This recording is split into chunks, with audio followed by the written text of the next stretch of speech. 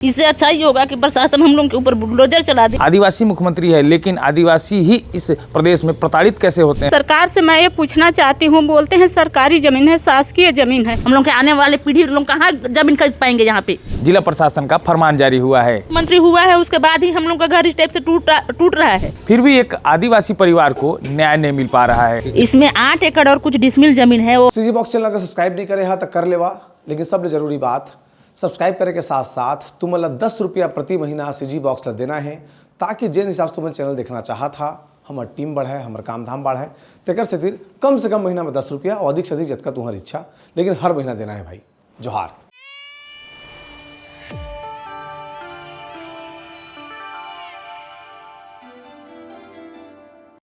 प्रदेश में विष्णु व्यवसाय का सुशासन चल रहा है, फिर भी एक आदिवासी परिवार को न्याय नहीं मिल पा रहा है। मतलब आप समझ सकते हैं कि किस तरीके से नौकरशाहों का राज चल रहा है। हमारे पीछे जो 3 लोग खड़े देख रहे होंगे, ये आदिवासी परिवार के लोग हैं। ये इन दिनों काफ़ी परेशान हैं। परेशान इसलिए हैं क्योंकि इनकी जो घर है वो अब इनके सर के ऊपर से हटने वाली है।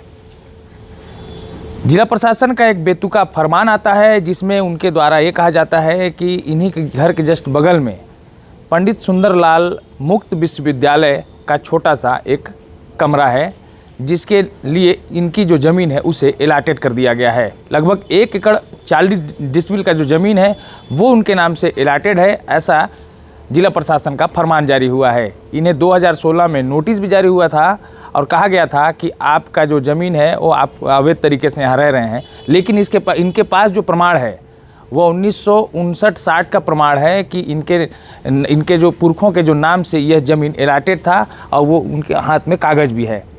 ये कागज़ है, देखिए दिखाते हैं हम। ये कागज़ है कि कितने एकड़ का ये कागज़ आप लोग के पास है? 8 एकड़ का। 8 एकड़ का।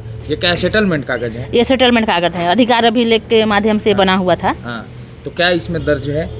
इसमें 8 एकड़ और कुछ डिसमिल जमीन है, वो हमारे क्या बोलते हैं परदादा जी के नाम से है। हाँ, मतलब आप लोग चौथे पीढ़ी हैं? हाँ, हम लोग चौथे पीढ़ी में हैं। चौथे पीढ़ी में है ये। फिर भी इन्हें आज बेदखली का नोटिस जारी किया गया है और इन्हें जबरन हटाने का फरमान जारी कर दिया गया है। और आगामी 2 दिन पूर्व 16 तारीख को इनके अगर ये खुद से नहीं हटाते हैं अपने घर को, तो प्रशासन के द्वारा इनके घर पर बुलडोजर चलाने की भी बात कही गई है। अब यह परिवार काफ़ी परेशान है। अब इन्हें डर सता रहा है कि अगर हमसे हमारा घर छीन लिया जाएगा तो हम आखिर कहाँ जाएंगे। हम सीधे उनसे बात करते हैं। अपना परिचय बताइएगा। मैं अनीता, सामाजिक कार्यकर्ता। तो जिस तरीके से यहाँ पर नोटिस भी जारी किया गया था, वो आपके हाथ में जो आपकी ज़मीन का दस्तावेज है, सेटलमेंटी अधिकार अभिलेख का, फिर भी किस तरीके से राजस्व रिकॉर्ड में अब ये अंकित नहीं हो रहा है? ये कैसे हुआ वो हम लोग को नहीं पता। ये शासन और सत्ता में जो लोग बैठे हुए हैं उन्हीं लोगों के माध्यम से ये हुआ है। और उधर जो था इसी का, और हम लोग का 11 एकड़ का खाता का ज़मीन था। 2-3 साल पहले वहाँ से भी 4 घर टूटा है, और उसके बाद में हमारी पारी आ गई है। मैं उस ज़मीन में थी जो 11 एकड़ को ये क्या बोलते हैं आलोक दुबे वो हड़पा था, और छोटा सा सरकारी टुकड़ा जो है वो इधर है। और कहाँ से 8 एकड़ ज़मीन मेरा कहाँ गया नहीं पता। मतलब देखिए किस तरीके से रसूखदारों के ऊपर बुलडोजर नहीं चलती है, बल्कि निसहाय आदिवासियों के ऊपर ही बुलडोजर चल रही है। प्रदेश में आदिवासी मुख्यमंत्री है, लेकिन आदिवासी ही इस प्रदेश में प्रताड़ित कैसे होते हैं, एक नज़ारा ये भी देख लीजिए। क्या कहेंगे, किस तरीके से अब घर टूटने की पारी आ गई है, तो अब किस तरीके का महसूस कर रहे हैं आप लोग कहाँ जाएंगे? अब किसके दरवाजा खटखटाएंगे?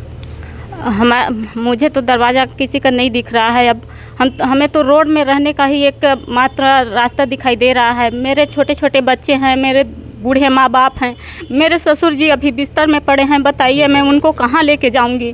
सरकार से मैं ये पूछना चाहती हूँ, बोलते हैं सरकारी ज़मीन है, शासकीय ज़मीन है, तो यहाँ रोड के सामने आके देखें कितने बड़े बड़े बिल्डिंग बने हुए हैं, सब सरकारी ज़मीनों में बने हुए हैं।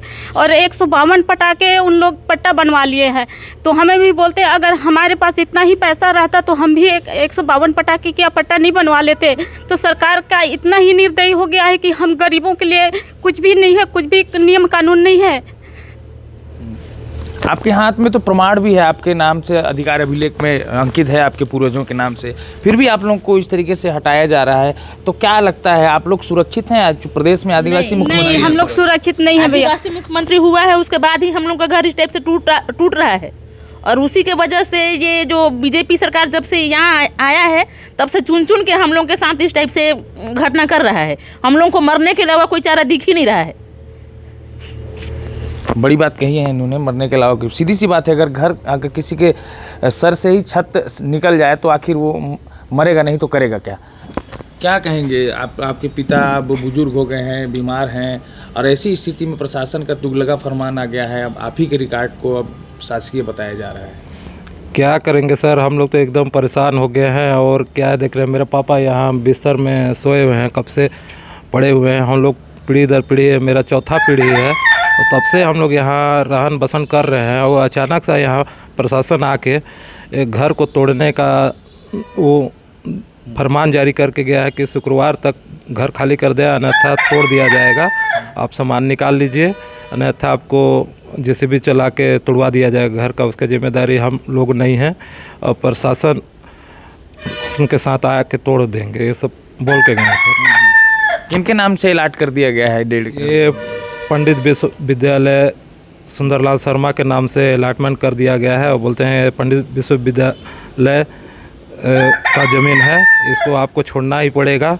जबकि सर हम लोग ये उनसे पहले से हम लोग यहाँ घर बना कर रह रहे हैं। मेरा अभी 40 वर्ष हो गया है इस जगह रहते। उससे पहले से पापा लोग थे, तब से हम लोग रह रहे हैं। और अचानक से पंडित विश्वविद्यालय ये 9, 10, 11 में आके बनाए, और अभी हम लोग को ही हटाने का फरमान जारी कर दिया। आप लोग के पास तो अधिकार अभिलेख भी है 1900 कितना का 59-60 का सर। फिर भी सर हम लोग को हटाया जा रहा है। ये देखिए एक बुजुर्ग महिला हैं, ये तीसरी पीढ़ी हैं, और जिनसे हम बात कर रहे थे वो चौथी पीढ़ी हैं। मतलब साफ है ये इतने सालों से यहाँ निवासरत हैं, इनके हाथ में दस्तावेज भी है, बावजूद जो जिला प्रशासन है वो पता नहीं क्यों इनके साथ सौतेला व्यवहार कर रहा है। एक बुजुर्ग देखिए, ये बुजुर्ग हैं, वो बीमारी से ग्रसित हैं और लेटे हुए हैं। ये भी तीसरी पीढ़ी हैं। इनके जो पूर्वज थे उन्होंने यहाँ ज़मीन कब्जा किया था और नाम दर्ज कराया था अभिलेखों में। लेकिन अब ऐसी परिस्थिति आ गई है, चूँकि ये बनारस रोड का मामला है, बनारस रोड बेशकीमती ज़मीन भी है, और इसके अलावा जो जिला प्रशासन के लोग हैं वो अब इस ज़मीन को लेकर के लगातार इन्हें नोटिस 2016 में दिया गया था। उसके बाद अब इन्हें कब्जा मुक्त कराने के लिए कहा जा रहा है। तो कैसे करिएगा आप लोग? अब कहाँ जाइएगा?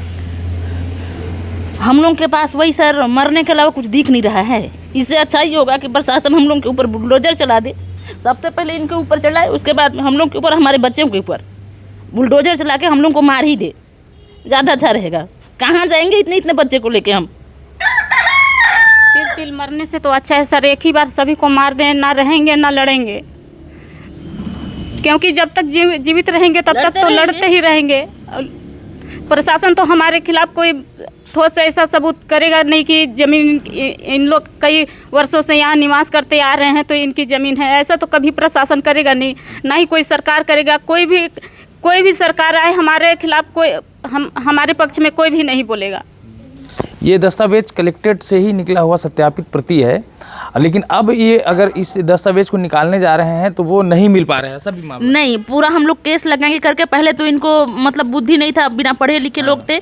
उसके बाद में जब वो हम लोग का पुराना घर टूटा 11 एकड़ का, उसके बाद में इसमें हम लोग लगे हुए थे कि जो बचा है वो सुरक्षित हो जाए, ऐसे करके तब से हम लोग आवेदन लगा रहे हैं। इसका रिकॉर्ड नहीं मिल रहा है हम लोग को, और वो ज़मीन को हम लोग को बिना कब्जा मुक्त कराए। जब ये हम लोग ऐसा ज़मीन सरकारी हुआ उसी समय हम लोग को यहाँ से बेदखल कर देते तो आज शायद हम लोग के ऊपर छत रहता। लेकिन प्रशासन मिल के पंडित सुंदरलाल शर्मा जब अपना ज़मीन यहाँ अलाट कराया, उस समय उसको कब्जा मुक्त देखना चाहिए था कि किसका घर है, किसका का है, किसका नहीं है। उसके बाद में वो अलाटमेंट कराता। लेकिन हम लोग को झांसे में रख के सरकार हम लोग के साथ इस टाइप से खिलवाड़ कर रहे हैं। हम लोग के बच्चों के साथ में, हम लोग के साथ में, हम लोग के आने वाले पीढ़ी लोग कहाँ ज़मीन खरीद पाएंगे यहाँ पे? तो कुल मिला के टारगेट करके किया जा रहा है, क्योंकि हर एक करके पूरा हम लोग का परिवार को ही किया जा रहा है।